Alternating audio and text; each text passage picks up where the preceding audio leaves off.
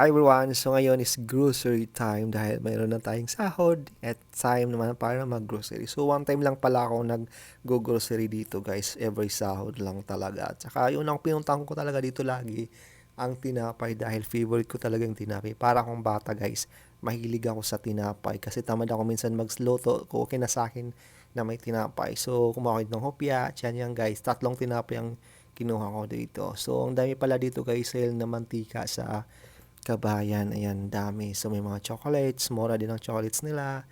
Yan, daming discount dito. Siyempre guys, dahil favorite ko ang sardinas, hindi nawawala sa akin yan. Every month, bumibili ako niyan ng 8 peraso dahil magbibinta tayo.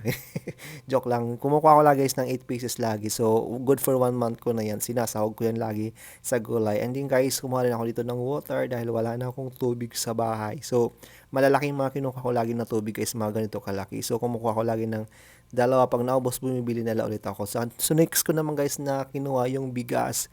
Napaka-importante sa akin guys yung bigas. Kumuha ko nun ng 10 kilo. At saka, ito guys, panalo. Ang dami mga tuyo dito. Kaso nga lang, hindi ako bumili kasi feeling ko maalat sobra yung gawa nila. At kumuha rin pa ako dito guys ng manok dahil magluluto ka tayo ng pininyahang manok. Siyempre, kailangan natin ng mga pangsahog dito. So, kumuha ko dito ng dalawa. Yan, dalawa ko kinuha ko dito guys na pineapple.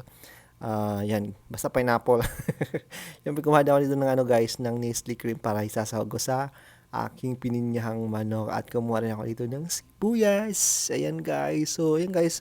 Bali, tapos na pala akong mamili dito. At syempre, check muna natin ating mga nabili kasi baka may kulang pa tayo. Tinignan ko muna baka may kulang. So, yan lang guys. Yan lang lahat talagang mga binili ko dito. Konti lang kung ano mga importante guys. Yun lang aking binibili. Hindi ano mga binibili ko kasi mahirap na, di ba?